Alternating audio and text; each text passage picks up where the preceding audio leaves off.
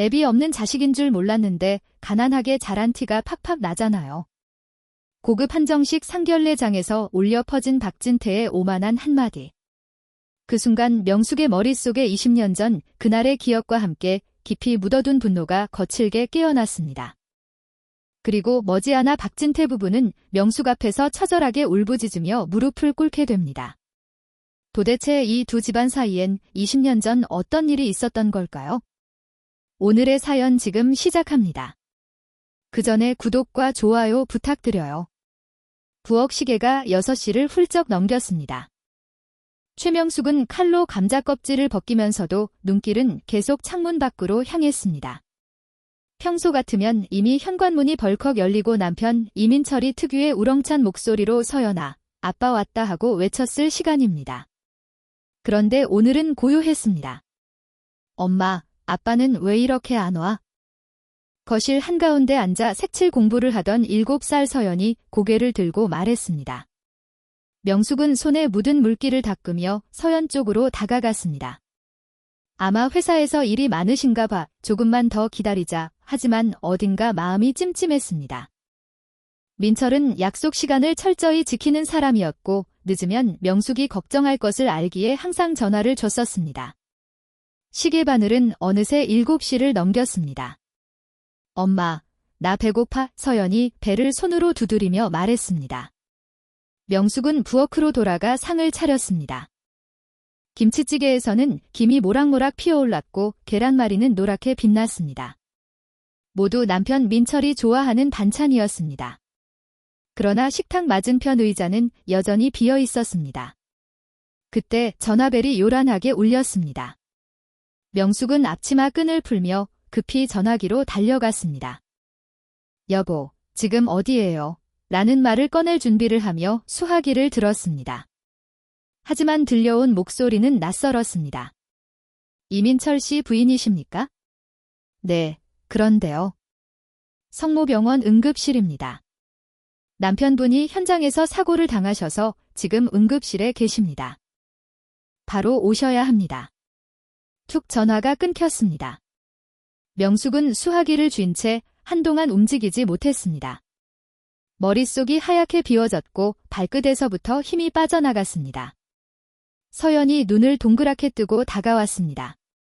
엄마, 누구야? 명숙은 서연을 껴안으며 떨리는 목소리로 말했습니다. 아빠한테 급한 일이 생겼어. 엄마가 금방 다녀올게. 비웃집 할머니에게 서연을 맡기고 명숙은 택시를 잡아 타고 병원으로 향했습니다. 택시 안에서 손은 땀으로 젖었고 입술은 바짝 말랐습니다. 병원 복도는 소독약 냄새가 가득했고 형광등 불빛은 차갑게 내려앉았습니다. 응급실 앞에서 명숙은 간호사에게 다급하게 물었습니다. 저기요.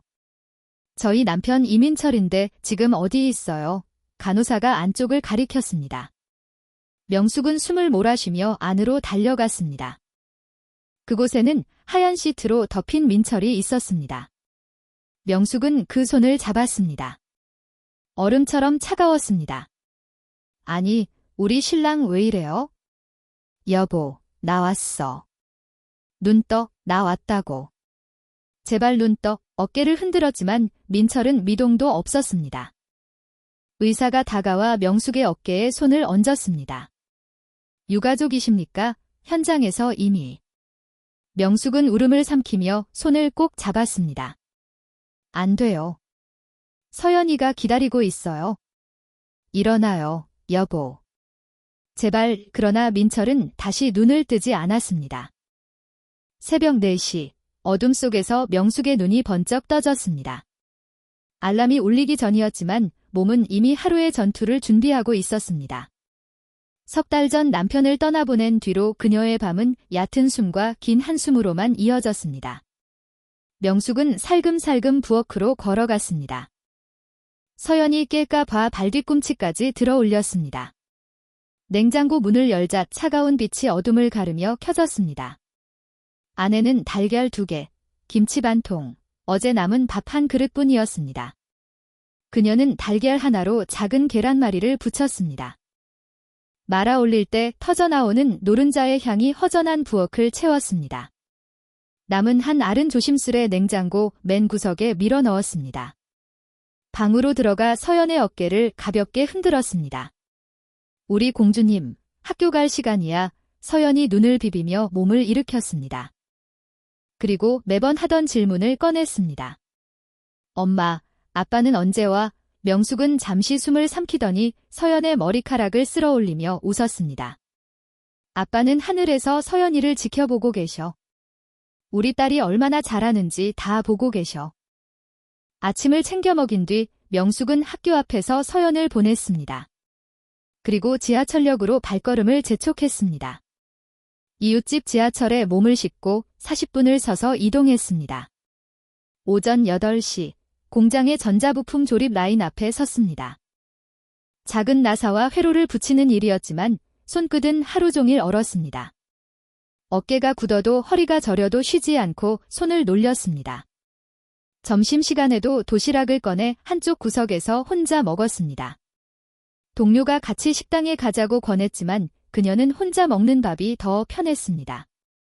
남편을 보내고 사람들과 웃고 떠드는 것이 그녀의 마음에 너무나도 죄스럽게 여겨졌습니다. 오후 6시, 작업복을 갈아입자마자 시내로 향했습니다. 저녁 7시부터 밤 11시까지 오피스텔 청소를 맡았습니다. 진공 청소기를 끌고 복도를 오르내리며 사무실마다 쓰레기를 비웠습니다. 야근 중인 남자가 문틈으로 고개를 내밀며 말했습니다. 아줌마, 화장실 휴지 좀 더 채워주세요. 명숙은 두 손으로 걸레를 쥔 채 고개를 끄덕였습니다. 네, 금방 챙겨드릴게요. 밤 11시가 넘어서야 집에 도착했습니다. 서연은 이미 이불 속에서 꿈을 꾸고 있었습니다. 명숙은 조심스럽게 이마에 입을 맞추고 불을 껐습니다. 월말이 되면 가계부를 꺼내 펜으로 숫자를 적었습니다. 공장에서 받은 돈과 청소 일당을 합쳐도 전기세, 가스비, 학용품 값을 빼면 마이너스였습니다. 어느 날 서연의 운동화에 구멍이 나 있는 걸 보았습니다. 명숙은 신발을 손에 들며 웃었습니다. 우리 서연이 발 많이 컸네. 새 거 사야겠다. 서연은 얼른 신발을 뒤로 숨기며 말했습니다. 아직 멀쩡해요. 조금 더 신을 수 있어요. 그날 밤 명숙은 지갑 속 마지막 2만 원을 쥐고 동네 신발 가게를 돌았습니다. 가장 싼 운동화를 골라 계산대에 올렸습니다. 며칠 뒤 서연이 고열로 쓰러졌습니다. 명숙은 한밤중에 아이를 업고 병원으로 뛰었습니다. 단순 감기 증상이었고 간호사가 처방전을 내밀며 말했습니다. 진료비 15,000원입니다. 그녀는 주머니 속 동전까지 모아 계산했습니다. 약국에서 약을 살 때 손이 잠깐 멈췄지만 곧 돈을 내밀었습니다. 그날 밤 서연의 이마 위에 손을 올린 채 명숙은 속삭였습니다. 엄마는 절대 무너지지 않아. 너만은 꼭 지켜줄 거야의 세월이 흐르며 명숙의 손등은 굳은 살로 거칠어졌고 눈가에는 깊은 주름이 늘었습니다. 그러나 서연은 건강하게 또 씩씩하게 자라고 있었습니다. 거울 앞에서 명숙은 목소리를 단단히 세우며 중얼거렸습니다. 조금만 더 버티자. 끝까지 가보자. 몇 달 뒤 명숙은 우편함에서 큼지막한 회색 봉투를 꺼냈습니다. 구청 토지보상과라는 발신처 글씨가 눈에 들어오자 눈썹이 살짝 올라갔습니다. 집 안으로 들어와 부엌 의자에 앉아 봉투를 조심스레 뜯었습니다. 서류를 펼친 순간 그녀의 시선이 굳었습니다. 토지 수용 통지서, 돌아가신 부모님이 남겨둔 시골의 1000평 땅이 도로 건설로 수용된다는 내용이었습니다. 마지막 장에 찍힌 숫자가 그녀의 숨을 멈추게 했습니다. 3천만 원. 명숙은 소리내어 확인했습니다. 몇 번을 다시 봐도 변함없는 금액이 또렷하게 적혀 있었습니다. 며칠 뒤 명숙은 단정히 머리를 묶고 구청으로 향했습니다. 모든 절차를 마친 뒤 은행 창구에 섰습니다. 직원이 통장을 건네며 말했습니다. 3천만 원 방금 입금됐습니다. 그녀는 손끝이 떨리는 걸 느끼며 통장을 펼쳤습니다. 한 번도 본 적 없는 숫자가 줄줄이 찍혀 있었습니다. 은행 문을 나서며 명숙은 어깨가 가벼워진 것 같았습니다. 서연아, 오늘은 치킨 먹자. 집에 들어서자마자 명숙이 외쳤습니다. 책상 앞에 앉아있던 서연이 놀란 눈으로 고개를 들었습니다. 엄마, 치킨은 비싸잖아요. 오늘은 특별한 날이야. 우리 서연이 먹고 싶은 거 있으면 다 말해. 그날 저녁 모녀는 기름 냄새 가득한 치킨을 나눠 먹으며 웃음을 터뜨렸습니다. 하지만 기쁨은 길게 가지 않았습니다. 전기세, 가스비, 학원비, 여기저기 밀린 생활비를 정리하다 보니 통장의 숫자가 눈에 띄게 줄어들고 있었습니다. 그때 명숙의 마음 한구석에서 묘한 불안감이 피어올랐습니다. 이 큰돈도 이렇게 금방 사라지는구나. 그와 동시에 머릿속에 번뜩 드는 생각이 있었습니다. 땅이 이렇게 돈이 되는 거였어? 다음 날 전세 물건을 보러 들어간 동네 부동산 사무소에서 벽에 붙은 전단지 하나가 눈에 띄었습니다. 부동산 경매 투자 설명회. 명숙이 전단지를 가리키며 물었습니다. 사장님, 이건 뭔데요? 사장이 서류에서 눈을 떼고 대답했습니다. 요즘 인기 많아요. 적은 돈으로도 부동산 시작할 수 있죠. 대신 공부는 많이 하셔야 합니다. 집으로 돌아온 명숙은 컴퓨터 앞에 앉아 부동산 경매를 검색했습니다. 성공 사례, 절차, 주의점까지 줄줄이 쏟아졌습니다. 그녀는 화면을 스크롤하며 혼잣말을 했습니다. 이거 진짜 잘만 하면 나도 할 수 있겠는데. 서점으로 가서 경매 관련 책을 몇 권 샀습니다. 책장을 넘기니 모르는 단어들이 쏟아졌습니다. 권리 분석, 유치권, 이게 다 뭐야. 하지만 책을 덮지 않았습니다. 형광펜으로 밑줄을 긋고 노트에 옮겨 적으며 하나씩 익혔습니다. 일주일 뒤 명숙은 경매 강의실 맨 앞자리에 앉았습니다. 강사가 단호하게 말했습니다. 경매는 도박이 아닙니다. 분석과 준비가 성패를 가릅니다. 그녀는 고개를 끄덕이며 열심히 필기를 이어갔습니다. 한 달 후 법원 경매실에 들어선 명숙은 차분히 입찰서를 제출했습니다. 1,300만 원짜리 작은 상가, 신중한 첫 투자였습니다. 며칠 뒤 걸려온 전화 한 통, 낙찰되셨습니다. 그 순간 명숙은 숨을 삼켰습니다. 사진 속 남편을 향해 속삭였습니다. 여보, 나 잘할 수 있겠지. 그녀의 눈빛은 오랜만에 희망으로 반짝이고 있었습니다. 첫 경매에서 낙찰받은 상가를 팔고 200만 원을 남겼습니다. 명숙은 부엌 의자에 앉아 한참 동안 통장을 바라봤습니다. 금액은 크지 않았지만 땀 흘려 공부하고 분석한 결과가 현실로 돌아온 순간이었습니다. 그녀는 조용히 중얼거렸습니다. 이제는 좀 더 큰 물건으로 가볼까? 책상 위에는 부동산 시세표, 법원 공고문, 관련 법률 자료가 빼곡히 붙어 있었습니다. 명숙은 형광펜을 잡고 다음 목표물의 권리 분석 부분을 꼼꼼하게 체크했습니다. 밤이 깊어도 눈빛은 흐려지지 않았습니다. 두 번째 도전에서 그녀는 작은 아파트를 낙찰받았습니다. 투자금은 1,500만 원 6달 뒤 매도하며 500만 원의 수익을 올렸습니다. 거실로 들어온 서연이 책상 위 부동산 서적 더미를 보며 웃었습니다. 엄마, 요즘은 책상이 공부방이 아니라 사무실 같아요. 명숙이 웃으며 손에 든 책을 내려놨습니다. 서연이만 공부하는 줄 알았지? 엄마도 시험 준비하듯 하는 중이야. 세 번째, 네 번째 경매도 연달아 성공했습니다. 수익금이 점점 늘어나면서 생활은 조금 나아졌지만 명숙은 검소함을 잃지 않았습니다. 명숙은 여전히 낡은 가방을 메고 버스를 타고 다녔습니다. 수익은 대부분 재투자하거나 서연의 학원비와 교재비로 썼습니다. 어느 날 저녁 명숙이 서연에게 따끈한 미역국을 놓으며 말했습니다. 이제 좋은 학원에 다닐 수 있을 것 같아. 서연이 숟가락을 들다 말고 눈을 크게 떴습니다. 엄마, 학원비 비싼데 괜찮아요? 엄마가 열심히 돈 벌어서 우리 서연이 학원비 준비할 거니까 걱정하지 마. 2년이 지나면서 명숙의 자산은 눈에 띄게 불어났습니다. 하지만 동네 사람들 눈에는 여전히 검소하고 조용한 과부로만 보였습니다. 슈퍼 앞에서 장바구니를 들고 있던 사장이 물었습니다. 명숙 씨, 요즘 잘 지내요? 명숙이 환하게 웃으며 대답했습니다. 그냥 바쁘게 살고 있어요.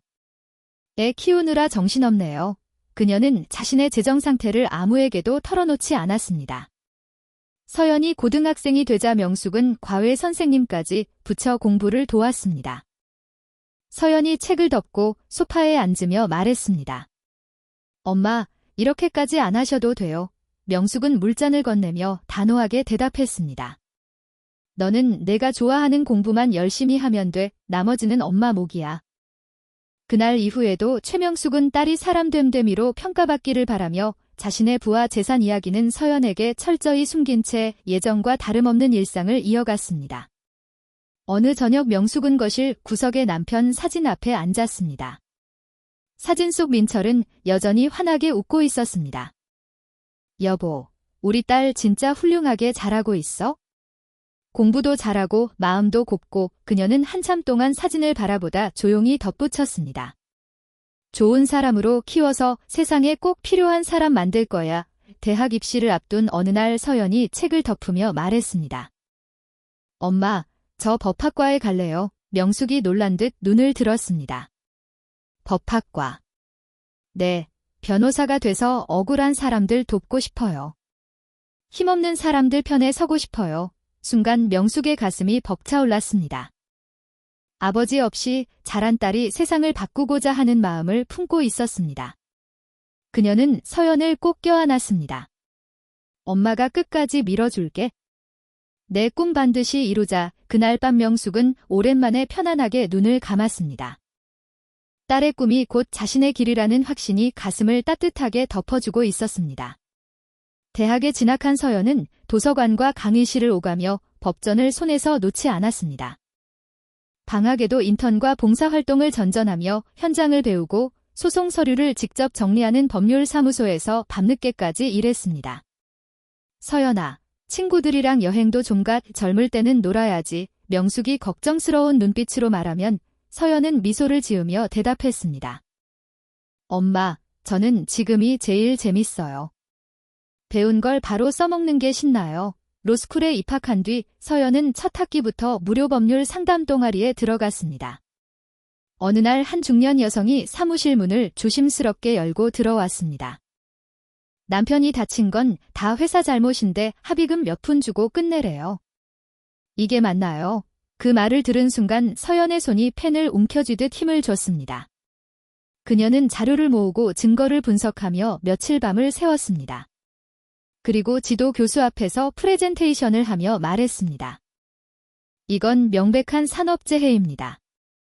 회사가 은폐한 겁니다. 교수는 고개를 끄덕이며 짧게 대답했습니다. 좋다. 내가 직접 변론 연습을 해봐라. 모의법정 날 서연은 땀에 젖은 손바닥을 주머니 속에서 꼭 쥔 채 또박또박 변론문을 읽어 내려갔습니다. 그 목소리는 처음엔 떨렸지만 점점 힘을 얻어 또렷해졌습니다. 재판이 끝나자 상담을 받으러 왔던 여성은 눈물을 글썽이며 서연의 손을 잡았습니다. 아가씨 같은 변호사만 있으면 억울한 사람 없어질 거예요. 그 한마디가 서연에게는 시험 합격증보다 큰 상이라고 느껴졌습니다. 로스쿨을 마친 뒤 사법시험과 연수원 과정을 거친 서연은 드디어 변호사 자격증을 손에 쥐었습니다. 그녀는 매일 아침 단정한 정장을 입고 작은 법무법인으로 출근했습니다. 서류 가방을 들고 현관을 나서는 딸을 바라보는 명숙의 눈에는 자부심이 가득했습니다. 그녀는 넥타이를 매만져주며 말했습니다. 우리 딸이 드디어 변호사가 됐네. 기가 막힌다. 기가 막혀. 서연은 미소를 지으며 손등을 살짝 잡았습니다. 엄마가 아니었으면 저 여기까지 못 왔어요. 다음 날 서연의 법률사무소 대표가 회의실 문을 열며 말했습니다. 서연 씨, 이번 사건은 외부에서 협력 변호사를 모셨습니다. 대형 로펌에서 일하는 이진우 변호사예요. 회의실 한쪽에서 단정한 네이비색 정장을 입은 남자가 일어났습니다. 안녕하세요. 이진우입니다. 목소리는 차분했고 악수를 나누는 손길은 부드러웠습니다. 첫 회의부터 두 사람의 대화는 매끄럽게 이어졌습니다. 이 자료는 행정 절차 위반 쪽으로도 걸 수 있을 것 같아요. 서연이 제안을 꺼내자 진우는 노트를 넘기며 덧붙였습니다.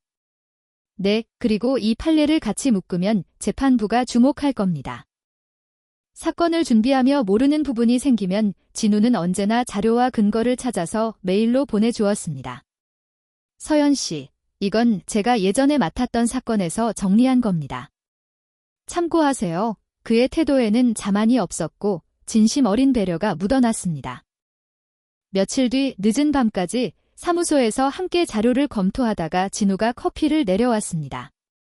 밤샘 할 것 같으니 진하게 내렸어요. 괜찮아요. 서연은 피곤한 눈으로 컵을 받으며 웃었습니다. 감사합니다. 이 변호사님이 그렇게 하루, 한 주, 한 달이 쌓였습니다. 비 오는 날이면 진우는 우산을 들고 서연의 버스 정류장까지 함께 걸었고 서류 마감이 끝난 날이면 근처 분식집에서 따끈한 떡볶이와 어묵을 먹으며 하루를 마무리했습니다. 재판 준비가 막바지에 다다른 어느 토요일, 두 사람은 지방 현장을 함께 방문했습니다. 차 안에서 라디오 음악이 흘렀고 창밖엔 황금빛 논이 끝없이 펼쳐졌습니다. 서연이 조용히 말했습니다. 이 사건 꼭 이기고 싶어요. 단순히 승소가 아니라 피해자들이 다시는 억울한 일을 당하지 않게 만들고 싶어요. 진우가 운전대를 잡은 손에 힘을 주며 대답했습니다. 우리 잘할 수 있을 거예요. 며칠 뒤 폭우가 쏟아지던 저녁, 재판 서류를 제출하고 사무소 앞에서 우산 하나를 나눠 쓰고 서 있던 진우가 서연을 불렀습니다. 서연 씨, 그의 표정이 유난히 진지했습니다. 주머니에서 작은 상자를 꺼내며 말을 이었습니다. 처음엔 동료로 만났지만 지금은 그 이상이에요. 사건이 끝나도 평생 제 곁에 있어 주실래요? 상자가 열리자 반짝이는 은빛 반지 가득 불빛에 빛났습니다. 서연은 잠시 숨을 고르다 고개를 끄덕였습니다. 비는 여전히 내렸지만 그 순간 두 사람의 마음은 온전히 맑았습니다. 계절이 한번 바뀐 어느 일요일 오후, 서연이 유난히 진지한 얼굴로 명숙 곁에 앉았습니다. 엄마, 드릴 말씀이 있어요. 명숙이 행주로 손을 닦으며 눈을 맞췄습니다. 말해봐. 저 만나는 사람이 있는데 결혼 전제로 만나고 있어요. 명숙의 호흡이 잠시 끊겼습니다. 결혼을? 네, 진우 씨가 엄마한테 인사드리고 싶대요. 서연이 두 손으로 명숙의 손을 감쌌습니다. 명숙은 웃음을 지으며 고개를 끄덕였습니다. 그래, 좋은 일이네. 그럼 만나봐야지. 다음 주 일요일에 상견례 하는 거 어때? 좋아요.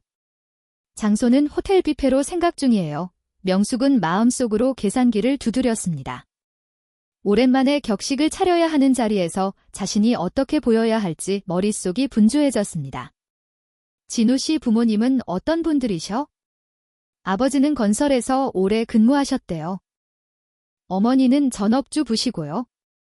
건설회사라는 단어에 명숙의 가슴이 순간 내려앉았습니다. 20년 전 남편의 죽음을 둘러싼 기억이 스쳐갔습니다. 하지만 딸의 웃는 얼굴 앞에서 그 기억을 삼켰습니다. 그날 밤 명숙은 옷장 앞에 서서 상견례에 입을 옷을 골랐습니다. 너무 수수하면 없어 보이고 지나치게 화려하면 가벼워 보일 것 같았습니다. 거울 속 자신을 바라보며 기대와 불안이 뒤섞인 눈빛을 숨길 수 없었습니다. 상견례 당일, 명숙은 해 뜨기 전에 눈을 떴습니다. 거실 등을 켜고 거울 앞에 섰습니다.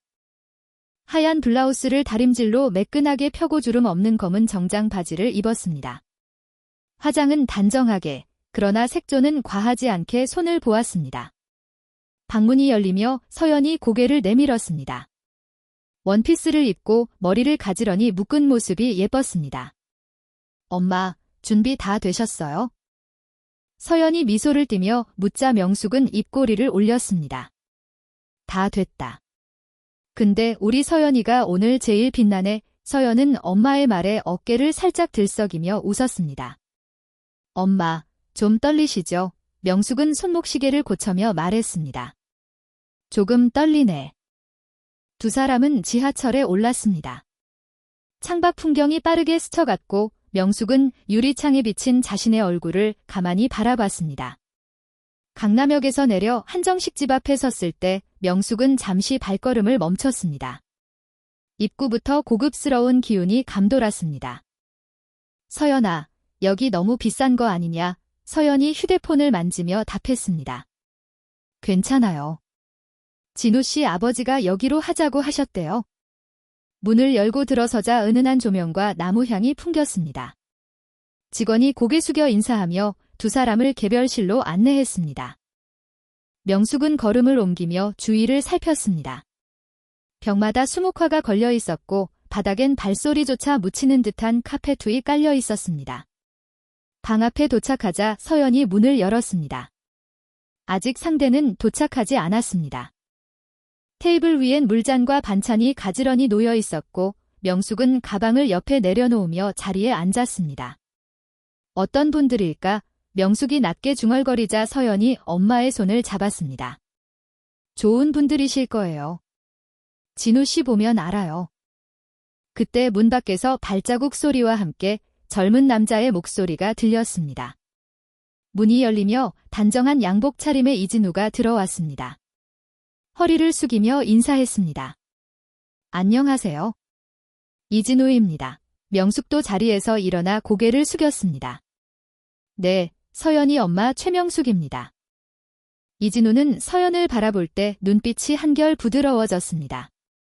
부모님도 곧 오실 거예요. 말이 끝나자 복도에서 중년 남녀의 대화 소리가 가까워졌습니다. 문이 다시 열리며 60대 후반쯤 되어 보이는 남자가 들어왔습니다. 회색 머리를 빗어넘기고 짙은 감색 양복을 입었습니다. 뒤이어 명품 원피스와 화려한 액세서리를 한 여자가 들어왔습니다.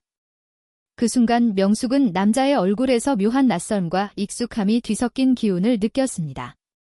남자가 손을 내밀며 말했습니다. 박진태입니다. 명숙은 그의 얼굴을 잠시 응시한 뒤 손을 잡았습니다. 최명숙입니다. 진우의 어머니가 날카로운 미소를 지으며 말했습니다. 김금실이에요. 모두 자리에 앉자 잠깐의 정적이 흘렀습니다. 박진태가 의자에 몸을 기대며 말했습니다. 이렇게 뵙게 돼서 반갑습니다. 명숙은 미소를 지으며 짧게 대답했습니다. 저도 반갑습니다. 식사가 시작되자 대화가 조금씩 풀렸지만 명숙은 내내 박진태의 시선과 말투를 의식했습니다. 진우 아버님은 무슨 일을 하세요? 명숙이 물었습니다. 박진태가 젓가락을 내려놓으며 어깨를 곧게 세웠습니다. 건설업계에서 30년을 굴렀습니다. 현장 관리가 제 전문이죠. 그 말에 명숙의 눈동자가 살짝 흔들렸습니다. 어느 회사에서 일하셨어요? 대한건설에서 오래 있었습니다. 큰 현장들, 아파트며 빌딩이며 맡아봤죠. 대한건설. 그 이름이 명숙의 머릿속 어딘가를 세게 두드렸습니다. 박진태가 경력을 늘어놓을수록 명숙의 심장은 점점 빨라졌습니다. 머릿속 깊은 곳에서 오래 묻혀있던 기억이 불쑥 고개를 들기 시작했습니다. 박진태는 두 손을 깍지 낀 채 자랑하듯 말을 이어갔습니다. 제가 맡았던 현장들은 다들 아실만한 대형 프로젝트였습니다. 고층 빌딩, 아파트 단지, 이름만 대면 다 아실 거예요. 그의 입꼬리가 천천히 올라갔습니다. 명숙은 젓가락을 쥔 손가락에 힘이 잔뜩 들어갔습니다. 아, 그러시군요. 짧게 대답했지만 목소리 끝이 단단하게 굳어 있었습니다. 박진태는 입가를 훑으며 목소리를 높였습니다. 현장 안전관리도 제 담당이었죠. 그땐 요즘처럼 규정이 까다롭지 않아서 얼마나 편했는지 몰라요. 명숙의 눈빛이 서늘하게 가라앉았습니다. 안전관리라는 단어가 가슴속 깊은 곳을 세게 찔렀습니다. 그때 서연의 핸드폰이 울렸습니다. 잠시 전화 좀 받고 오겠습니다. 전화를 받고 들어온 서연이 진우를 불렀습니다. 진우 씨, 잠시만 밖에서 이야기해요. 어머님, 아버님 죄송합니다. 회사 일 때문에 급히 의논할 부분이 있어서 잠시 밖에서 이야기 좀 나누고 올게요. 방 안에는 명숙과 박진태 부부만 남았습니다. 공기가 묘하게 무거워졌습니다.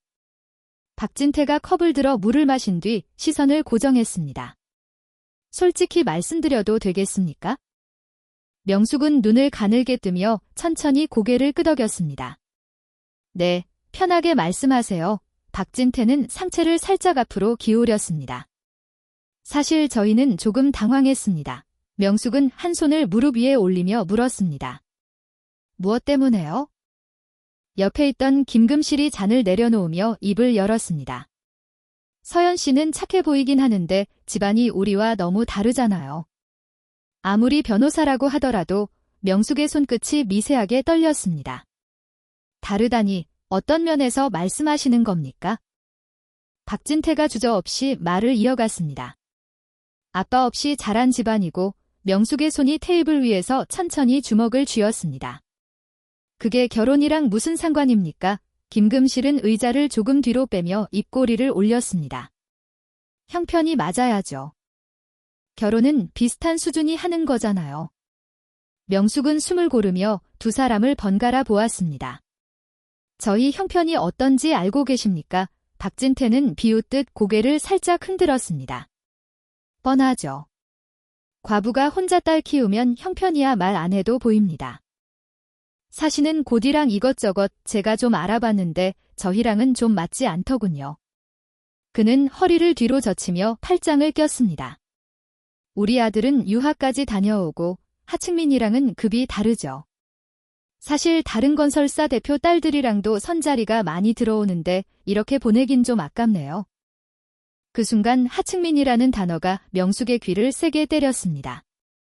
그 목소리, 그 시선, 그 오만한 표정, 한 장면이 명숙의 눈앞에 겹쳐졌습니다. 20년 전 언론 카메라 앞에서 뻔뻔하게 웃던 남자. 전적으로 작업자의 부주의입니다. 라며 단호하게 말하던 목소리. 유가족들의 눈물을 외면하고 차로 떠나던 뒷모습. 명숙은 그의 얼굴을 똑바로 응시했습니다. 세월이 주름을 만들었고 머리카락은 희끗해졌지만 뼛속 깊이 새겨진 그 거만함은 한치도 변하지 않았습니다. 박진태가 다시 입을 열었습니다. 돈 없으면 분수를 알아야죠. 괜히 높은 데서 놀 생각 말고. 명숙의 숨소리가 거칠어졌습니다. 박진태의 말소리가 점점 흐릿하게 들리고 20년 전 오래 잠들었던 기억이 그녀의 머릿속을 가득 채웠습니다. 1999년 가을 서울 외곽 대형 아파트 건설 현장. 회색 콘크리트 골조가 20층 가까이 하늘을 찌를 듯 솟아있었고 곳곳에서 쇠망치 소리와 용접 불꽃이 튀었습니다. 먼지가 공중에서 빙글빙글 흩날렸고 시멘트 냄새가 코를 찔렀습니다. 32살 이민철은 15층 작업대에 몸을 올렸습니다. 낡은 장갑 너머로 거친 합판의 촉감이 느껴졌습니다. 오늘도 딸과 아내의 생활비를 위해 몸을 내던졌습니다. 그러나 발 앞엔 안전난간도 머리 위엔 방지망도 없었습니다. 민철이 아래를 내려다봤습니다. 발끝 너머로 땅이 아득하게 내려다 보였고 등골이 서늘해졌습니다. 그때 회색 헬멧을 눌러 쓴 박진태가 현장 한쪽에서 나타나 굵은 목소리로 외쳤습니다. 야, 다들 뭐하냐? 손 놀려. 손 공사 늦으면 내 손에 죽어. 작업자들이 서둘러 몸을 움직였습니다. 민철도 서둘렀지만 시선은 자꾸 난간 없는 가장자리로 향했습니다. 결국 그는 아래로 고개를 숙여 외쳤습니다. 팀장님, 여기 안전장비가 없는데요. 박진태가 고개를 들어 눈을 가늘게 떴습니다. 뭐가 없다고? 난간도 없고 방지망도 없어요? 안전 문제가. 민철의 목소리가 거세졌습니다. 박진태가 입꼬리를 비틀며 웃었습니다. 그런 거 없어도 조심하면 돼. 돈 벌려면 위험 좀 감수해야지. 이건 너무 위험합니다. 민철이 손으로 바닥을 꽉 움켜쥐며 말했습니다. 박진태가 한 걸음 앞으로 다가서며 목소리를 높였습니다. 싫으면 그만둬. 대신할 사람 줄 서 있어? 그 말에 민철은 입술을 깨물었습니다. 머릿속에 안에 명숙과 7살 서연의 얼굴이 스쳤습니다. 일을 그만둘 수 없었습니다. 그는 가슴속 불안을 억누르고 다시 손에 힘을 주었습니다. 오후 2시. 민철은 외벽 타일을 붙이기 위해 몸을 작업대 끝으로 기울였습니다. 바람이 갑자기 거세게 불어왔습니다. 몸이 크게 흔들렸고 손이 허공을 휘저었습니다. 짧지만 절박한 비명이 허공을 갈랐습니다. 그의 몸이 15층 높이에서 아래로 곤두박질 쳤습니다. 쿵! 둔탁한 충격이 현장 전체를 울렸습니다. 작업자들이 놀라 달려왔습니다. 빨리 불러, 누군가 목이 터져라 외쳤습니다. 박진태가 숨을 고르며 다가왔습니다. 쓰러진 민철을 본 그의 눈빛이 순식간에 계산적으로 변했습니다. 얘야, 현장 정리해. 빨리. 옆에서 한 작업자가 어리둥절한 표정으로 물었습니다. 뭘 정리하라는 겁니까? 안전난간이랑 방지망 가져와. 원래 있었던 것처럼 해. 부하들이 허둥지둥 움직이며 난간을 세우고 방지망을 걸었습니다. 구급차가 도착했을 때 민철은 이미 숨이 끊어져 있었습니다. 구급대원이 고개를 천천히 저었습니다. 이미 늦었습니다. 30분 후 경찰과 노동청 관계자들이 현장에 나타났습니다. 박진태는 침착하게 두 손을 벌리며 그들을 맞았습니다. 작업자가 안전수칙을 안 지켜서 생긴 일입니다. 경찰이 현장을 둘러보며 물었습니다. 안전장비는 갖춰져 있었습니까? 그럼요. 보시다시피 난간도 방지망도 다 있습니다. 경찰은 메모를 하며 고개를 끄덕였습니다. 다음 날 현장 앞에 언론이 몰려왔습니다.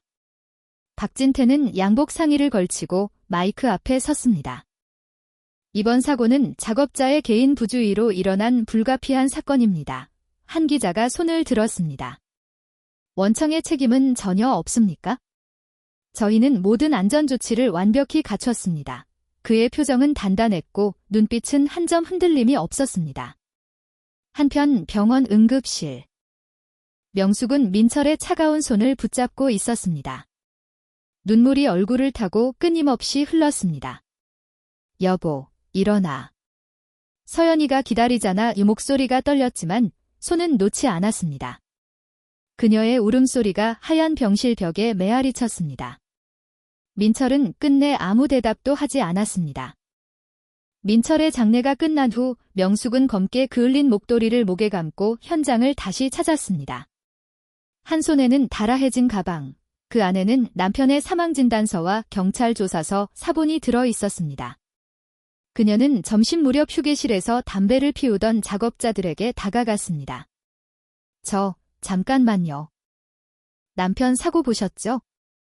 그날 난간 없었던 거 기억하시죠? 명숙이 조심스럽게 묻자 작업자 셋이 서로 눈치를 주고받았습니다. 한 중년 작업자가 담배를 비벼 끄며 낮게 말했습니다. 아줌마, 우리도 먹고 살아야 해서요. 회사에서 시키면 시키는 대로 해야죠. 다른 젊은 작업자는 모자를 눌러쓰고 고개를 돌렸습니다. 그때 뭐가 있었는지 난 몰라요. 그냥 일하느라 정신 없었어요. 명숙은 두 손을 꼭 모아쥐었습니다. 제발 진실을 말해주세요. 제 남편이 잘못한 게 아니잖아요. 그러나 그들은 하나같이 의자를 밀치고 자리에서 일어나 마치 모르는 사람 대하듯 그녀를 지나쳤습니다. 그날 이후 명숙은 일주일 동안 동네 막걸리집, 고시원, 하숙집까지 찾아다니며 당시 현장에 있었던 작업자들을 만났습니다. 하지만 돌아오는 대답은 늘 같았습니다. 우리도 잘리고 싶진 않아요. 괜히 증언했다가 다른 데서도 일 못해요. 그냥 잊고 사세요. 그녀의 발걸음은 점점 무거워졌고 목소리도 쉰 채로 갈라졌습니다. 명숙은 그 길로 변호사 사무실을 찾아갔습니다. 사무실 책상 너머로 서류를 넘기던 변호사가 고개를 들었습니다. 산업재해 소송은 길고 복잡합니다. 증인도 없고 자료도 부족하네요. 그럼 어떻게 하면? 착수금만 최소 500만 원, 증거 확보 비용은 따로 들어갑니다. 그 금액을 듣는 순간 명숙의 눈이 허공을 향했습니다. 그녀의 손끝이 떨렸고 가방 속에서 남편 사진이 스쳤습니다. 통장에는 월세와 생활비를 제하면 남는 돈이 없었습니다. 변호사는 안경을 고쳤으며 말을 이었습니다. 이런 사건은 대부분 합의로 끝납니다. 현실적으로 이기기 어렵습니다. 사무실을 나오는 길, 차가운 바람이 얼굴을 스쳤습니다. 명숙은 남편의 억울함을 풀고 싶었지만 그 길은 이미 돌덩이로 막혀 있었습니다. 그녀는 가방 끈을 움켜쥐고 조용히 중얼거렸습니다. 미안해, 여보. 내가 힘이 없어서. 20년 전 기억에서 깨어난 명숙은 똑바로 박진태를 바라보았습니다. 그 방 안에 공기가 무겁게 내려앉았고 그녀의 눈빛이 얼음처럼 차가웠습니다. 박진태 부장님 맞으시죠? 박진태가 미간을 찌푸리며 몸을 조금 뒤로 젖혔습니다. 네. 부장이요. 20년 전에 부장이긴 했습니다만. 그때 저를 아세요? 명숙이 눈을 조금 가늘게 뜨며 대답했습니다. 모를 수가 없죠? 어떻게 있겠어요? 짧은 말 한마디에 방 안 공기가 한층 더 얼어붙었습니다. 옆에 앉아있던 김금실은 두 사람을 번갈아 보며 손끝이 떨렸습니다. 명숙이 고개를 아주 천천히 끄덕였습니다. 20년 전 우리 남편이 안전장치 하나 없이 15층에서 떨어져 죽던 날 기억나십니까? 박진태의 눈빛이 순간 흔들렸습니다. 이민철, 혹시 그 이름 기억나세요? 명숙이 단호하게 묻자 박진태는 목을 가다듬으며 시선을 피했습니다. 아, 그때 그 일, 명숙이 바로 말을 잘랐습니다. 그때 그 일. 한 사람이 죽은 게 그 일이에요? 7살 딸을 두고 떠난 게 그 일입니까? 박진태는 어이없다는 듯 코웃음을 쳤습니다. 그건 작업자가 안전수칙을 안 지켜서 생긴 일입니다. 나한테 책임을 묻는 건 말이 안 되죠. 그 사람이 방심해서 생긴 일 가지고 유난 떨기는 명숙이 바로 말을 잘랐습니다. 방심. 난간도 없고 방지망도 없는 곳에서 일 시켜놓고 그게 방심입니까? 박진태가 턱을 치켜들며 비웃었습니다. 위험하면 안 하는 거죠? 싫으면 그만두든가. 다들 그렇게 일하면서 문제 없었어요. 옆에서 김금실이 남편 쪽으로 몸을 틀며 거들었습니다. 아니, 우리 남편이 무슨 죄예요? 다 법대로, 규정대로 한 건데. 그렇게 오래 지난 일을 왜 지금 들춰내요? 명숙이 시선을 김금실로 옮겼습니다. 안전관리비 빼돌리고 안전교육 한 번 없이 작업자들 내몬 것도 규정대로입니까? 김금실이 팔짱을 더 꽉 끼며 목소리를 높였습니다. 그런 얘기 함부로 하지 마세요. 증거도 없으면서 명숙이 숨을 한 번 고르고 다시 쏘아붙였습니다.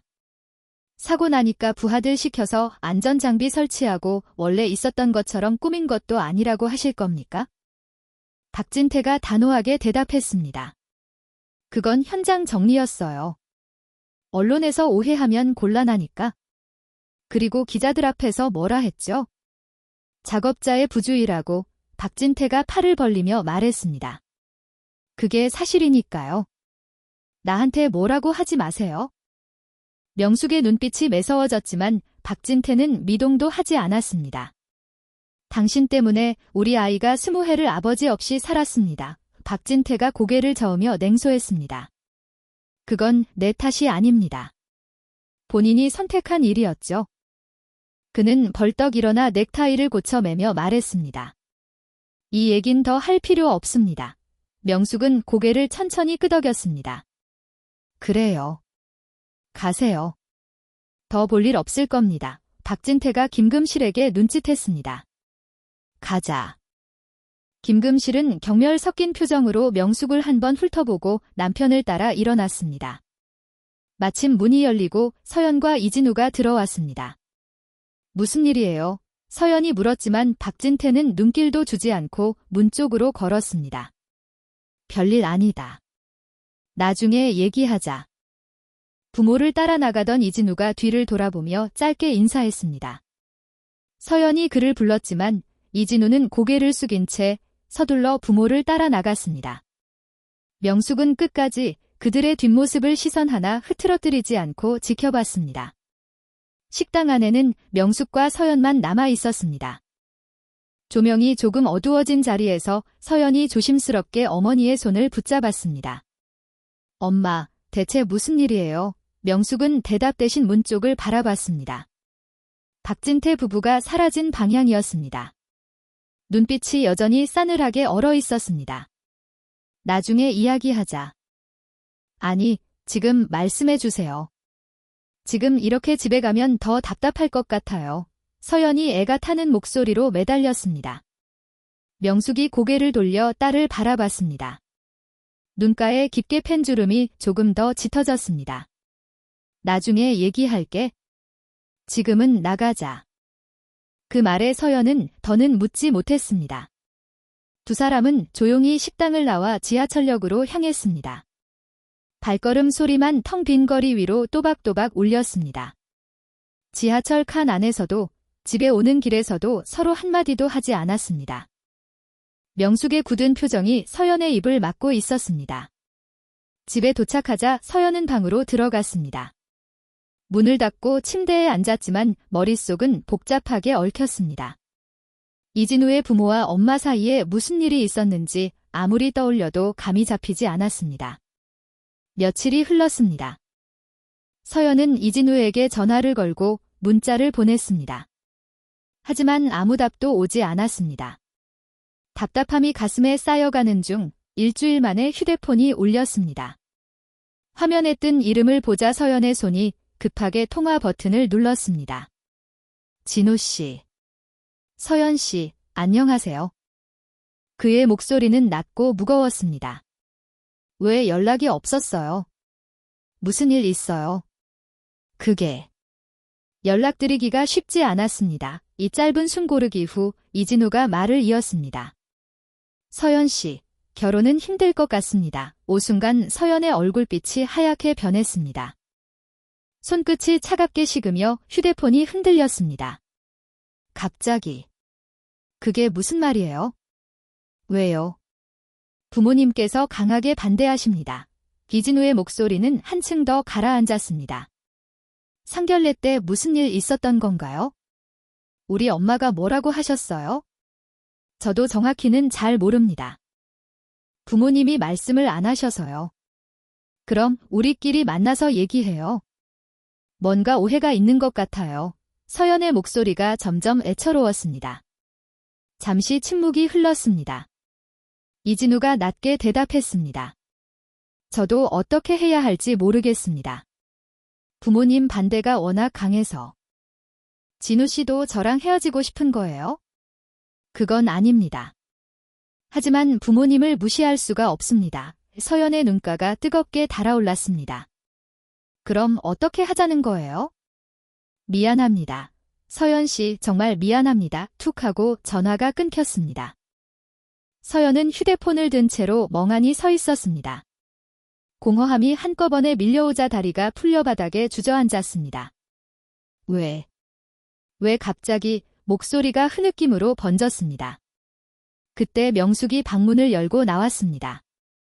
울음을 삼키는 소리를 듣고 걸음을 재촉했습니다. 바닥에 앉아있는 딸을 본 명숙의 가슴이 저릿하게 죄어들었습니다. 서연아, 명숙이 옆에 앉아 등을 천천히 어루만졌습니다.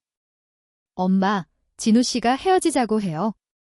이유도 안 말하고 서연이 어머니 품에 얼굴을 묻었습니다. 눈물이 끊임없이 흘렀습니다. 명숙은 딸을 안으며 숨을 고르더니 조용히 눈을 감았습니다. 엄마, 상견례 때 무슨 일이 있었던 거예요? 제발 말해주세요. 명숙이 눈을 떴습니다. 목소리는 낮았지만 단단했습니다. 서연아, 내가 알아야 할 이야기가 있어? 명숙이 천천히 거실로 걸어나와 서연을 불렀습니다. 손에는 묵직한 낡은 앨범이 들려 있었습니다. 표지 위로 쌓인 먼지를 손바닥으로 훌자 하얀 가루가 공중에 흩날렸습니다. 앨범을 쥔 손끝이 미세하게 떨리고 있었습니다. 서연아, 여기 앉아봐. 명숙이 거실 중앙 탁자를 손바닥으로 톡톡 치며 말했습니다. 엄마가 내게 그동안 말 못한 이야기가 있어. 서연은 눈가를 훔치며 어머니 옆으로 다가와 앉았습니다. 명숙이 앨범을 펼치자 젊은 남자의 사진이 빼곡하게 나왔습니다. 헬멧을 쓰고 웃는 모습, 거친 현장에서 찍힌 모습, 작업복에 먼지를 뒤집어 쓴 모습까지 담겨 있었습니다. 내 아빠, 이민철. 명숙이 사진 한 장을 집어 서연 앞에 내밀었습니다. 사진 속 남자는 활짝 웃고 있었지만 눈동자 깊숙이 피곤이 묻어 있었습니다. 엄마, 이렇게 젊었을 때 돌아가신 거예요. 서연이 사진 위로 손가락을 올리며 물었습니다. 명숙이 잠시 숨을 고르고 깊게 가라앉은 목소리로 말했습니다. 내 아버지는 단순한 사고로 죽은 게 아니야. 서연의 눈이 커졌습니다. 그게 무슨 말이에요? 안전장치 하나 없는 현장에서 15층에서 추락해서 돌아가셨어. 난간도 없고 방지망도 없었어. 명숙이 앨범 속 포켓에서 접힌 신문 조각들을 꺼냈습니다. 빛바랜 종이 위에는 건설 현장 작업자 추락사라는 큼지막한 제목이 박혀 있었습니다. 여기 봐. 기사가 뭐라고 돼 있나? 서연이 기사 내용을 읽고 얼굴이 굳어졌습니다. 작업자 부주의로 인한 사고. 명숙이 목소리를 높이며 고개를 끄덕였습니다. 그래. 원청 건설회사가 안전관리비를 빼돌려 놓고 책임을 내 아버지한테 다 떠넘겼어. 그 순간 명숙이 또 다른 서류 봉투를 꺼내 놓았습니다. 거기에는 당시의 수사기록과 진술서, 사본이 들어 있었습니다. 아버지가 일하던 현장 총괄이 누구였는지 아니? 서연은 고개를 저었습니다. 명숙의 입술이 단단히 다물렸다가 날카롭게 열렸습니다. 박진태, 이진우 아버지야. 서연의 손이 떨렸습니다. 설마. 맞아. 언론 앞에서 작업자의 부주의라고 말했어. 교육 한 번 안 시키고 위험한데 올려보내놓고. 명숙의 두 눈에는 20년 동안 눌러온 분노가 거침없이 번졌습니다. 20년이나 세월이 흘렀는데도 그 오만한 표정 하나도 안 변했더라. 서연이 아버지 사진을 끌어안고 눈물을 쏟았습니다. 아버지. 몰랐어요. 죄송해요. 명숙이 딸의 어깨를 감싸며 낮게 말했습니다. 엄마가 더 미안해. 너무 늦게 말해서. 잠시 울음이 가라앉자 서연이 힘없이 중얼거렸습니다. 진우 씨 부모님이 결혼 반대하는 이유가 그거였군요. 과거가 드러날까 두렵겠지. 서연이 고개를 들며 명숙을 똑바로 바라봤습니다. 엄마, 이제 어떻게 해야 해요? 명숙이 한동안 생각에 잠기더니 단호하게 입을 열었습니다. 진실을 밝혀야지. 너 변호사잖아. 서연의 눈빛이 매섭게 바뀌었습니다. 아버지 사건 다시 조사하자는 거죠? 그래. 진짜 책임자들 죗값 치르게 해야 해. 서연은 깊게 숨을 들이쉬고 고개를 끄덕였습니다. 좋아요. 이게 제가 변호사가 된 이유일지도 몰라요. 그때 명숙이 조심스레 은색 봉투를 꺼냈습니다. 은행 로고가 찍힌 통장이 들어 있었습니다. 서연아, 사실 엄마한테 돈이 좀 있어. 돈이요? 경매 투자로 번 돈이야? 대기업을 상대하는 거라 돈이 많이 들어갈 수도 있어. 걱정하지 말고 내가 할 수 있는 건 다 해서 꼭 아버지 억울함 풀어줘. 서연의 눈이 휘둥그레졌습니다. 엄마가 경매 투자를요? 너 몰래 공부해서 모아놨어. 이런 날 오면 쓰려고. 명숙이 통장을 탁자 위에 올리며 미소를 지었습니다. 그래요. 이번엔 진실이 이겨야죠. 두 사람은 서로의 손을 힘주어 맞잡았습니다. 그 순간 거실 공기는 결의로 단단하게 굳었습니다. 서연은 다음 날부터 본격적으로 사건을 파고들기 시작했습니다. 아침마다 법원 기록 보관소 문이 열리자마자 20년 전 사건 자료를 찾았습니다. 오래된 기록실은 눅눅한 종이 냄새가 가득했고 그녀는 흰 장갑을 낀 손으로 두꺼운 서류철을 꺼내 복사기에 올렸습니다. 복사기 불빛이 번쩍일 때마다 그 속에 감춰진 거짓이 하나씩 드러났습니다. 저녁, 집으로 돌아온 서연은 서류 뭉치를 식탁 위에 쏟아 놓았습니다. 엄마, 이거 좀 보세요. 명숙이 안경을 고쳤으며 다가왔습니다. 왜, 뭔데 그렇게 숨을 헐떡이면서 와? 서연이 종이를 펼쳐 보이며 손가락으로 한 부분을 짚었습니다. 이 안전점검 보고서 사고 전에 작성한 게 아니에요. 사고 터지고 나서 꾸며낸 거예요. 명숙이 입술을 깨물었습니다. 내가 알던 그대로구나. 저 인간들 끝까지 발뺌하더니. 서연은 여기서 멈추지 않았습니다. 당시 현장에 있던 작업자 명단을 구해 하나씩 전화를 걸었습니다. 몇 번은 욕설과 함께 전화를 끊는 사람도 있었지만 시간이 흐를수록 몇몇이 마음을 열었습니다. 한 남성이 낮게 말했습니다. 그땐 가족 먹여 살려야 해서 회사 시키는 대로 했어요. 안전장비 원래 있었다고 거짓말하라고 해서. 이민철 팀장님 사건이 그냥 묻혔죠. 하지만 지금은 다 얘기할 수 있습니다. 서연은 그 목소리를 녹음하며 고개를 끄덕였습니다. 증언해 주실 수 있나요? 네, 저도 지난 20년 동안 그 죄책감에 힘들었어요. 증언할게요. 또 다른 증인은 당시 안전관리비 빼돌린 장부를 보관하고 있었습니다. 그는 서류를 꺼내면서 두 손을 떨었습니다. 이거 들고 가세요. 나도 그때 해고될까 봐 숨겼는데 이제는 돌려줘야 할 때 같아요. 서연은 그 서류를 가방에 넣으며 깊이 인사했습니다. 몇 주가 지나자 서연의 책상 위에는 증거와 증언이 산처럼 쌓였습니다. 대한건설의 회계 조작, 목격자들의 생생한 증언, 그리고 허위 보고서 작성의 직접 지시 증거까지 모든 퍼즐이 맞춰졌습니다. 서연은 민사소송과 형사고소를 동시에 진행했고 언론이 사건을 대서특필했습니다. 방송 카메라 앞에서 그녀는 굳은 표정으로 말했습니다. 이제 거짓말은 끝입니다. 진실을 밝히겠습니다. 재판이 시작되자 박진태의 얼굴은 점점 굳어갔습니다. 불리한 증언이 계속 이어졌고 그들이 숨기려 했던 과거가 모두 드러났습니다. 김금실 역시 방청석에서 불안하게 손가락을 꼬고 있었습니다. 결정적인 증거가 법정에 제출된 날, 재판이 끝나고 법원 건물 계단을 내려오던 명숙과 서연 앞에 박진태와 김금실 부부가 무릎을 꿇었습니다. 박진태가 떨리는 목소리로 말했습니다. 사돈 어른, 제발 합의합시다. 우리 인생이 끝장납니다. 김금실도 눈가를 훔치며 말했습니다. 그때는 어쩔 수 없었어요. 회사가 그렇게 시켰고 우리도 먹고 살아야 해서 명숙은 팔짱을 낀 채 두 사람을 내려다봤습니다. 사돈 어른이요? 당신들, 그 말이 변명이라고 생각합니까? 내 남편을 죽음으로 내몬 것도 모자라 20년 동안 죄책감 한 번 없이 살았잖아요. 박진태가 바닥에 손을 짚으며 고개를 숙였습니다. 그땐 정말 저도 어쩔 수 없었어요. 자식 키워보셔서 아시잖아요. 저도 한 가정의 가장이라. 명숙이 차갑게 말을 끊었습니다. 우리 서연이는요? 우리 남편도 가장이었어요. 서연이 두 사람을 바라봤습니다. 이제 와서 무릎 꿇는다고 달라질 건 없습니다.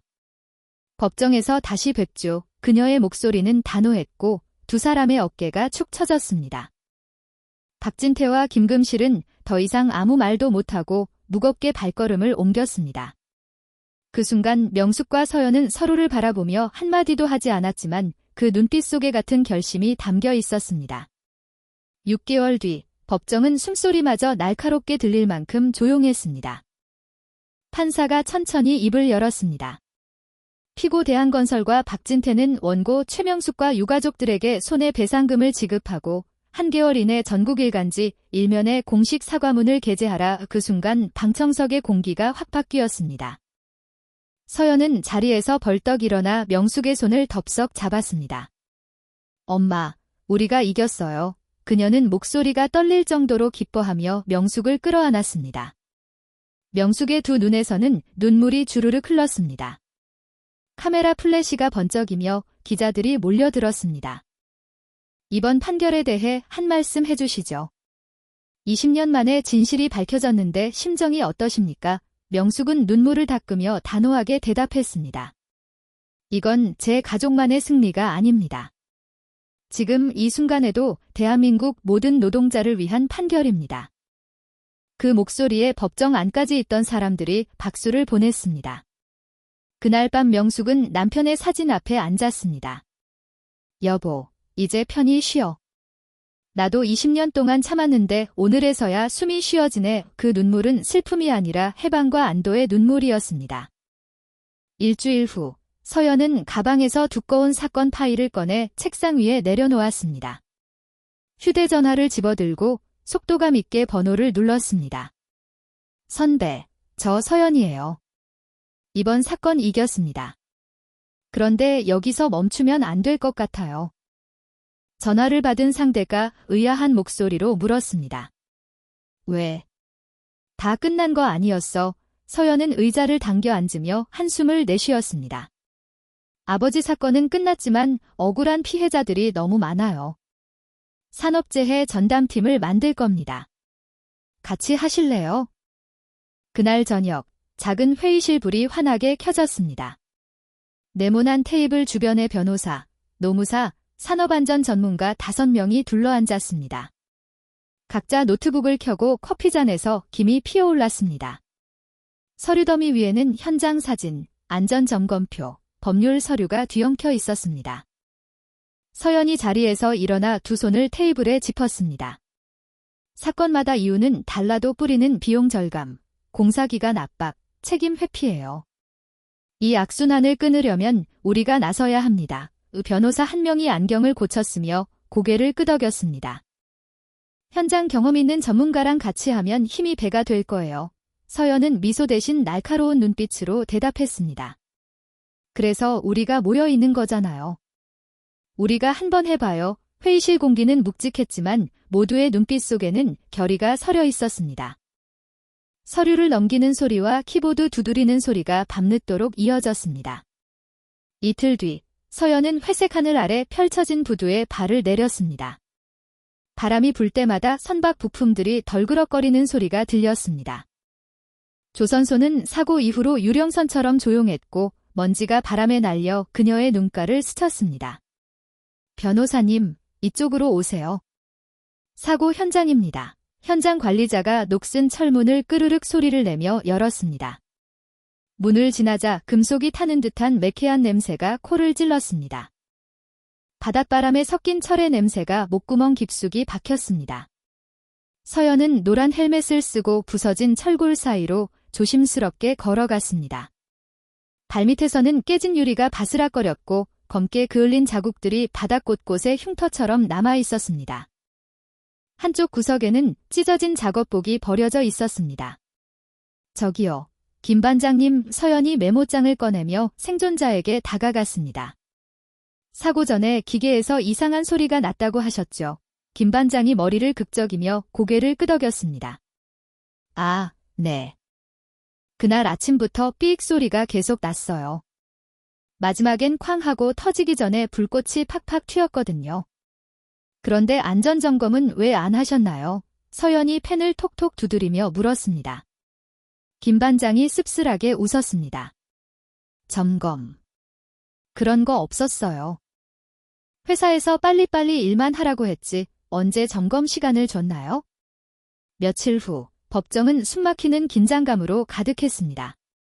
서연이 목격자 진술서와 두꺼운 장비 결함 보고서를 재판부 앞에 내려놓았습니다. 상대편 변호사가 벌떡 일어서며 소리쳤습니다. 재판장님, 이건 명백한 작업자 과실입니다. 안전수칙을 지키지 않은 노동자들 탓이에요. 서연은 차분히 테이블 위 서류를 펼쳤습니다. 파란색 펜으로 밑줄 그어진 부분들이 선명했습니다. 과실이라고요. 서연이 목소리를 높였습니다. 여기 보세요. 안전점검 기록이 전부 조작되어 있습니다. 3개월 전부터 점검을 한 번도 안 했는데 기상 없음이라고 적어놨네요. 재판장이 안경을 고쳤으며 서류를 살펴봤습니다. 서연이 또 다른 서류를 탁 내려놓았습니다. 그리고 이건 회계 장부입니다. 안전관리비 3천만 원을 빼돌려서 임원 회식비로 썼어요. 방청석에서 웅성거리는 소리가 일었습니다. 뭐라고? 안전비를 회식비로? 세상에, 그러니까 사고가 났지. 상대편 변호사의 얼굴이 새파랗게 변했습니다. 그건 잠깐 확인해 보겠습니다. 서연이 마지막 카드를 꺼냈습니다. 마지막으로 이건 회사 내부 고발자가 몰래 녹음한 임원회의 녹음 파일입니다. 법정 안에 스피커를 통해 목소리가 울려 퍼졌습니다. 안전점검 그딴 거 하지 마. 시간만 낭비야? 어차피 사고 안 날 거 아니야? 맞아. 그 돈으로 우리끼리 좋은 데 가서 회식하자. 방청석이 완전히 술렁였습니다. 피해자 가족들이 분노에 찬 목소리로 외쳤습니다. 이 나쁜 놈들아, 우리 남편 목숨을 뭘로 보는 거야? 재판장이 망치를 두드렸습니다. 정숙하십시오. 서연이 자리에서 일어나며 마지막 말을 던졌습니다. 재판장님, 이게 단순한 작업자 과실인지 아니면 회사의 조직적인 안전 무시인지 이제 명확해졌습니다. 상대편 변호사는 말 한마디 못하고 고개만 숙이고 있었습니다. 재판장이 서류를 정리하며 중얼거렸습니다. 이 정도면 충분한 증거로 보이는군요. 방청석이 술렁이고 재판장의 손이 판결문 위로 멈췄습니다. 잠시 침묵이 흐른 뒤 재판장이 또렷한 목소리로 말했습니다. 원고 승소. 피고는 전액 배상하라. 그 순간 방청석의 시선이 서연을 향했습니다. 서연은 고개를 숙이며 숨을 깊게 들이마셨습니다. 이번만큼은 진실이 이겼습니다. 그 다음 사건은 한밤중에 벌어진 물류창고 화재였습니다. 서연은 재더미 위를 걸으며 녹아내린 스프링클러 잔해를 살폈습니다. 그날 비상구가 잠겨 있었어요. 우리 애가 거기서. 한 어머니가 울음을 참으며 서연의 소매를 붙잡았습니다. 서연은 그 손을 꼭 잡았습니다. 걱정 마세요. 꼭 밝혀내겠습니다. 조사 끝에 드러난 건 충격적이었습니다. 창고 소유주가 보험금을 노리고 소방점검 보고서를 조작했던 겁니다. 법정에서 서연은 영상자료를 재생했습니다. 화면 속에는 연기 속에서 비상구 문을 두드리는 노동자들의 모습이 그대로 담겨 있었습니다. 방청석에서는 탄식이 터져 나왔습니다. 이게 과실입니까? 아니면 살인입니까? 서연의 목소리에 판사의 손이 서류 위에서 멈췄습니다. 서연의 사무실 책상 위에는 하루가 멀다 하고 새로운 사건 서류가 쌓였습니다. 농촌 비닐하우스에서의 열사병 사망, 고층 외벽 청소 중 추락, 공장의 유독가스 중독. 하루하루가 싸움의 연속이었습니다. 명숙도 딸 곁에서 부지런히 움직였습니다. 진술서는 제가 같이 준비해 드릴게요. 힘드시면 잠깐 쉬시죠. 명숙이 유가족에게 따뜻한 차를 내밀며 말했습니다. 그 따뜻함 덕분에 피해자 가족들은 불안 속에서도 버틸 수 있었습니다. 전국에서 사건 의뢰가 몰려오자 서연은 지방 출장까지 마다하지 않았습니다. 차창 밖으로 스쳐가는 풍경 속에서 그녀의 눈빛은 변함없이 날카로웠습니다. 봄날 오후, 서연은 한 판결문을 손에 들고 사무실 문을 열었습니다. 명숙이 서류를 받아들고 천천히 펼쳤습니다. 두 사람의 손끝이 닿았습니다. 엄마, 우리 잘하고 있는 거죠? 서연이 웃으며 물었습니다. 명숙은 고개를 끄덕이며 말했습니다. 그럼 아버지도 하늘에서 웃고 계실 거야. 창밖 햇살이 두 사람의 얼굴을 비추고 있었습니다. 그들의 발걸음은 이번엔 두려움이 아닌 확신으로 향하고 있었습니다. 오늘 이야기 어떠셨나요? 혹시 끝까지 함께 해주신 분이 계시다면 잘 들었다고 댓글 하나만 남겨주세요. 여러분에게도 따뜻하고 빛나는 날들이 찾아올 거예요. 구독과 좋아요는 다음 이야기를 이어가는 큰 힘이 됩니다. 지금까지 오늘도 사연이었습니다. 더 깊고 따뜻한 이야기로 다시 찾아뵐게요. 편안한 하루 보내세요. 감사합니다.